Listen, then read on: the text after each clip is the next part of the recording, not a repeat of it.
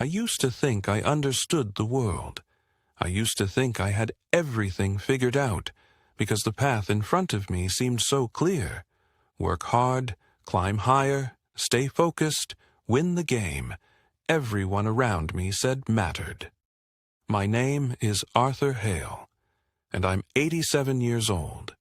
And it's taken me most of this lifetime to understand that I spent decades chasing a version of success that never actually belonged to me. I grew up in a small town where people didn't talk much about dreams, at least not the kind that came from the heart. Success had a definition you could point to: a bigger house, a nicer car, a job title that made people raise their eyebrows just a little. I remember being a young man, barely 20, listening to older folks talk as if life were a ladder, and every year you either climbed a step or fell behind. I didn't question it. I wanted to be someone, and I thought the only way to do that was to keep moving upward, faster than the people around me. I started working before the ink on my college diploma was even dry. I said yes to every opportunity, every late night, every extra project that might earn me a little more status. I didn't mind, not then. I told myself it was temporary, that once I reached a certain point I'd slow down and live the life I imagined. But there's a trick to ambition. It keeps shifting the finish line. Every time I got close to what I thought I wanted, a new goal appeared just out of reach, and I convinced myself that was the one that would finally bring me peace. My wife, Margaret, used to ask me why I worked so much. She asked softly, never accusing, never angry. She just wanted to see me, to know me, to talk about our day over something warm on the stove. I always told her we were building something together, that all the hours I spent away were for us, for our future. She nodded because she wanted to believe me, and I nodded because I wanted to believe myself. We had 2 children, both grown now. I've apologized to them more times than I can count for the things I missed. School plays, quiet moments at the dinner table, late-night questions that children only ask when the world feels just a little too big. I wasn't a cruel father, just an absent one. I thought providing was the same as being present. It took me too long to learn those are 2 very different forms of love. There's a moment I think about often. A Saturday morning, early summer. My son was maybe 9. He was sitting on the living room floor building a small wooden boat from a kit his grandfather had given him. I remember stepping over the pieces on my way to the door because I had a meeting that weekend. A Saturday meeting. He looked up at me with this quiet hope, the kind kids have before the world teaches them to hide it. He asked if I could help him sand the edges. I told him maybe later, and I left the house.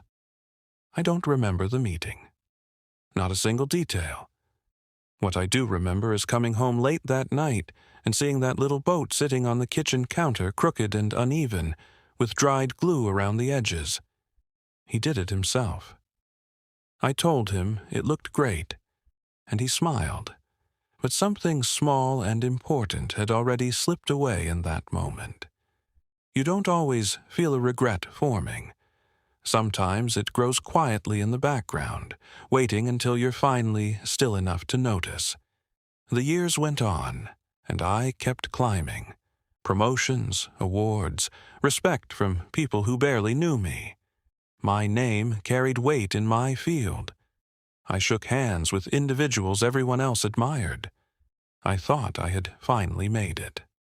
But the strange thing about reaching the top is that the air gets thinner, and the noise gets quieter, and one day you realize you've worked so hard to build a life that doesn't feel like your own.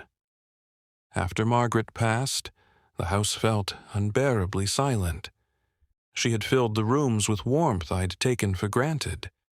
I remember sitting in our kitchen, that same spot where my son left his crooked wooden boat, looking around and realizing how many years I had traded for accomplishments that couldn't sit beside me, couldn't hold my hand, couldn't tell me they loved me. That was the beginning of the unraveling. Not in a painful way, but in a clarifying one. It was like waking from a long sleep.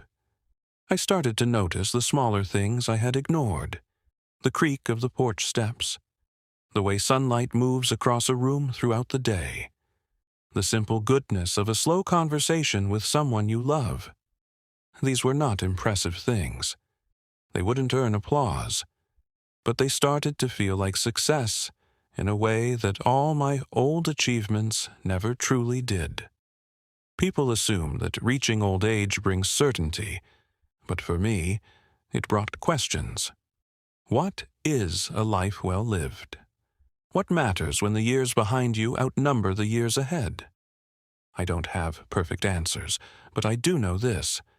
I once believed success meant being important to the world.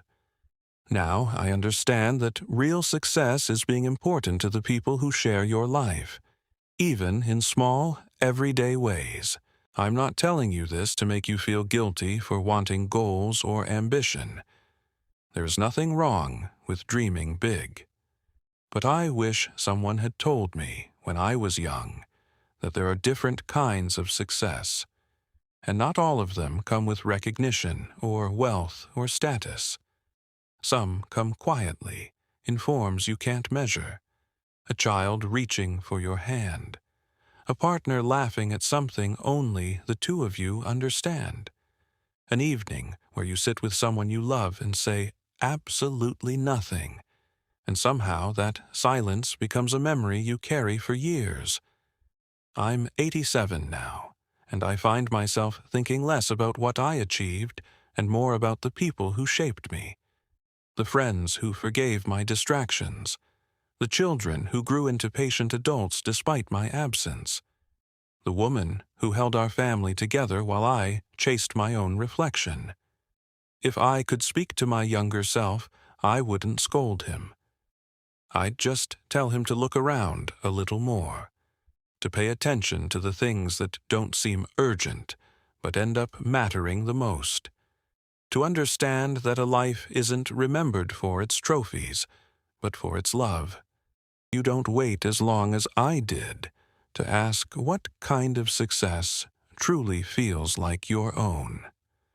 Life eventually grows quiet enough for you to hear your heart again, and when that moment comes, I hope the life you